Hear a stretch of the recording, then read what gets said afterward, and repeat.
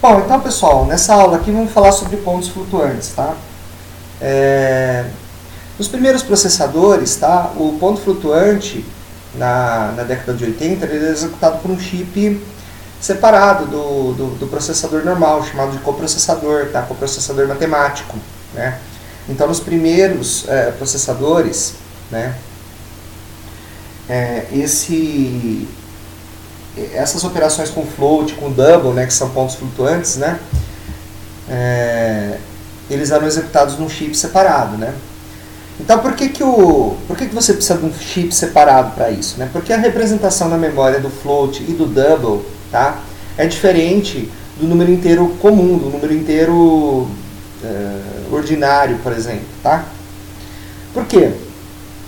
Porque o float ele é representado de forma diferente, né? O número inteiro, ou ele é representado numa representação de complemento de 2, se ele tiver sinal, né?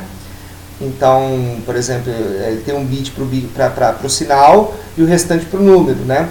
Então tem um bit para o sinal e o restante para o número, ok? Se for inteiro sem sinal, todos os bits fazem parte do número aí, ok?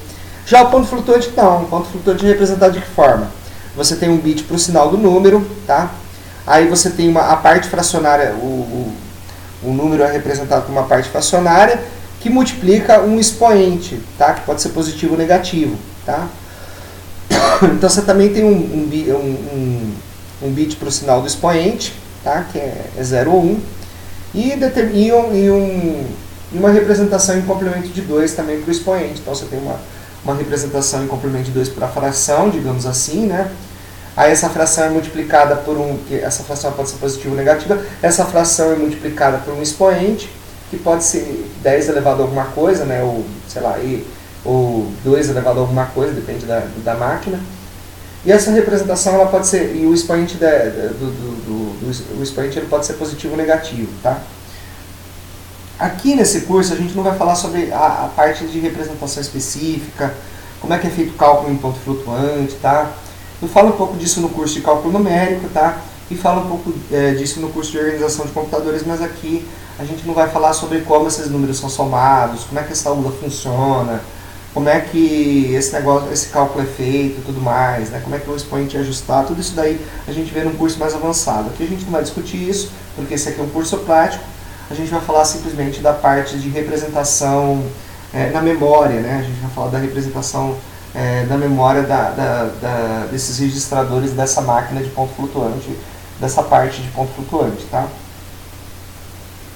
Então vamos lá, né? Os registradores do coprocessador matemático, do processador que trabalha com pontos flutuantes, ou da parte do processador, já que é um chip só nos dias atuais, né? Ele tem 8 registradores, de ST0 até ST7, tá? E o sentido de empilhamento, e essa máquina é uma máquina de pilha. O que significa isso?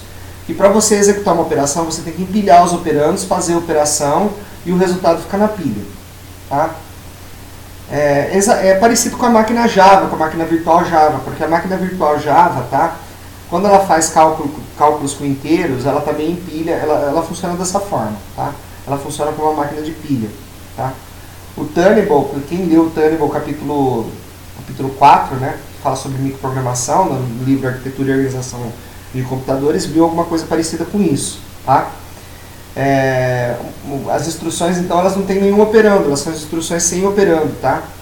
Quando as instruções aritméticas, elas são instruções sem operandos, tá? Então vamos ao exemplo aqui que vai ficar fácil entender como é que isso funciona, ok? Então vamos lá, vamos supor que você tem 3 variáveis aqui, A, B e C, elas são floats ou doubles, elas são pontos flutuantes, tá? E você quer somar essas 3 aí, como é que você faz isso, tá? Inicialmente, o A é um DQ, Define Quad Word, né? Então, o ponto flutuante da máquina de pontos flutuantes, ela ocupa 80 bits, tá? Só que você não tem, né, como é que você vai representar 80 bits aqui, né? Você precisa de mais de 64 bits, né? Então você tem que carregar isso num registrador especial, tá? Se você quiser manipular, ou então fazer todos os cálculos, né, com 64 bits e depois converter isso para 80 bits para você poder imprimir, tá? Mas tudo bem, né? Vamos deixar esses detalhes técnicos de lado. Você tem três variáveis aqui, você quer somar as três e somar A com B e colocar o resultado em C. Como é que você vai fazer isso? Fazer A recebe B mais C. Como é que você vai fazer isso? Bom, primeira coisa, né? Float load A. Você vai colocar o A, vai carregar o A na pilha, tá? Float load B. Então, ó, como o crescimento da pilha de baixo para cima, o A sobe e o B entra no lugar que estava o A, né? Ok? Aí você vai somar os dois. O que é somar? Tira os dois da pilha e coloca o resultado na pilha. Então você vai tirar o A da pilha, tirar o B da pilha e colocar o resultado na pilha. Ok? E aí você vai tirar da pilha e colocar na variável, né? Tira da pilha, né? Float story faz o quê? Tira da pilha, coloca na variável. Ok? Então float story C vai tirar 9,89 da pilha e colocar na variável C. Pronto, você fez C, receber A mais B. Ok? Vamos ver um exemplo um pouco mais complexo aqui, né? Esse exemplo vai calcular essa expressão aqui, ó, x menos 1, que multiplica y mais 3,5. Ok? Então você tem as variáveis x, y, z aí, o tempo que vai guardar o resultado, ou o tempo que vai ser usado para você imprimir o resultado aí, ok? Então o que você vai fazer, ó? Primeira coisa, né? Aqui tem um programinha assembly, tá? Depois a gente vai examinar esse programa, ok? Então vamos lá. Então você vai fazer o seguinte, ó. Float load x, tá? Se você colocar só float load x, ele vai dar erro, porque ele fala assim, ó, tá faltando o tipo de dado, né? Então você tem que colocar o float load the word x, que você vai pegar uma double word a partir do ponteiro apontado por x e colocar na pilha, tá? É assim que funciona. Então, carrega o x aqui na pilha, tá? Float load 1, o que faz isso aqui? Carrega o 1 na pilha, né? Empilha o 1, né? Então o x sobe e entra o 1 aqui no ST0, tá? Float sub, tira o x da pilha, tira o 1 da pilha e coloca no ST0 x menos 1, tá? Aí, ó. Certo? Float load y, faz o x menos 1 subir aqui, né? Vai empilhar o y, então vai fazer o x menos 1 subir. Então empilha o y aqui, o x menos 1 vai lá para cima, tá? Float load ESP, tá? O que é esse ESP? É o 3.5 aqui, tá? Ele tem um valor ESP aqui, tá? Então ele vai colocar o 3.5 na pilha, vai subir o y e vai subir o x, tá vendo? Ó? Né? Então ST2 fica com o valor x menos 1, ST1 fica com o valor y, ST0 com o valor 3,5, tá? Pô, FAD aqui de novo, é FMUL, pô. Show, depois eu vou editar esse negócio aqui. Mas eu não vou perder tempo aqui. Eu não vou perder muito tempo aqui. Eu tinha certeza que eu tinha corrigido esse problema aqui, tá? Mas eu acho que eu corrigi só num slide aqui, ficou nesse slide aqui. FMU aqui. Deixa eu ver se aqui é FMU aqui, é a mesma coisa aqui. Vou trocar essa linha. Calma lá, pessoal. Vou trocar essa linha aqui. Ctrl C. Não vou perder tempo gravando o vídeo tudo de novo só porque eu errei isso, tá? Vocês me desculpem aí, tá? Beleza, então vamos lá, vamos voltar aqui. Eu acho que vocês já entenderam, né? Então não precisa muito preciosismo aqui, ok?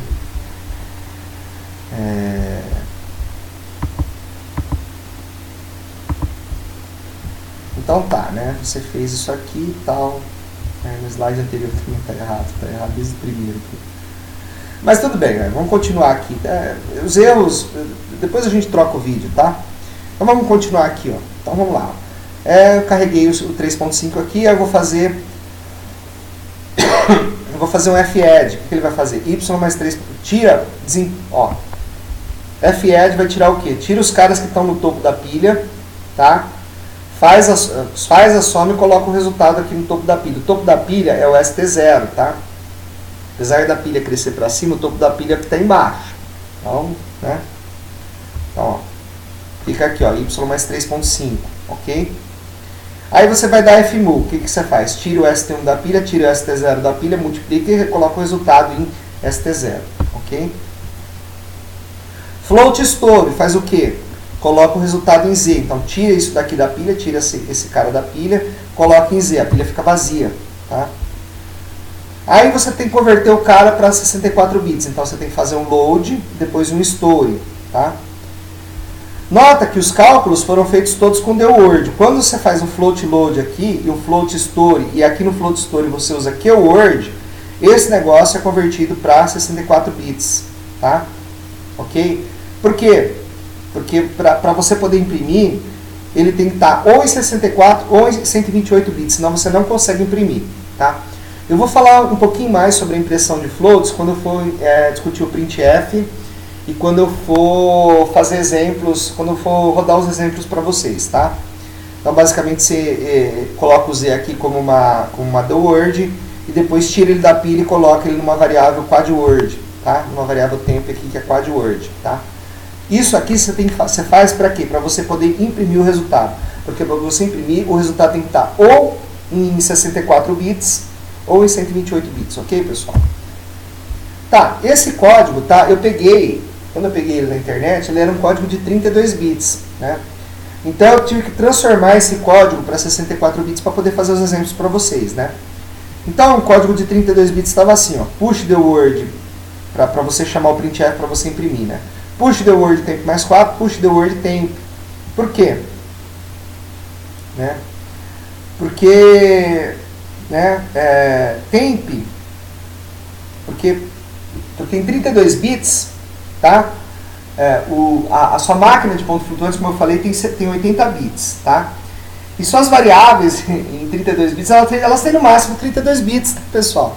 Então, como é que você passa um parâmetro que tem 64 bits pro printf imprimir, né? Ou que tem 80 bits, né, no caso, né? Ou mais de 32 bits. Você tem que passar por partes, então você tem que empilhar um pedaço, depois empilhar outro pedaço, certo? E depois empilhar o outro parâmetro, né? E aí o printf ele se vira aqui para fazer a impressão, né, os parâmetros eles são empilhados na ordem contrária, então você empilha do último para o primeiro, tá? Não é igual em 32 bits, desculpa, em 64 bits você empilha do primeiro, você passa os parâmetros para os registradores do primeiro para o último. Em 64 bits é do último para o primeiro. Então, como a última coisa que eu quero passar para o printf, né? A última coisa que eu quero passar para o printf é o temp, então eu tenho que começar empilhando o temp primeiro. Então, de trás para frente aqui, ó. Temp mais 4, depois temp, e depois eu empilho o primeiro parâmetro que é a mensagem, depois eu chamo printf. Terminou o printf, eu tenho que fazer o quê? Desempilhar esses caras, né? Como é que desempilho? Soma alguma coisa no ponteiro de pilha que você desempilha, tá? Isso em 64 bits. Quando você vai para 32 bits, a coisa é muito mais simples, tá? Quando você vai para 64 bits, a coisa é muito mais simples. Você vai passar o primeiro parâmetro em RDI e o segundo parâmetro é um ponto flutuante. Então, para você imprimir pontos flutuantes, você tem que passar esses caras no registrador XMM0, XMM1, XMM2, tá? E aqui no RAX você coloca o número de pontos flutuantes. Então você vai passar aqui, ó, 64 bits a partir do ponteiro temp e vai passar no XMM0. Só que aqui tem um problema, o seguinte, o XMM0, pessoal, ele é um registrador de 128 bits, tá? O XMM0 tem 128 bits. Então, para você mover 64 bits para um registrador que tem 128 bits, você tem que usar uma instrução especial. Então, move Q. Se você colocar só move, ele vai dar problema. Ele vai falar que os tipos, o registrador e o dado são incompatíveis, tá? Então, você tem que usar essa instrução aqui, ó, move Q, ok? Então, agora nós vamos dar uma olhadinha nos exemplos, tá? Eu sei que, desculpem aí o vacilo aí, tá, pessoal? Mas depois eu posso gravar novamente esse vídeo ou editar, enfim, ok? Vamos aos exemplos, então.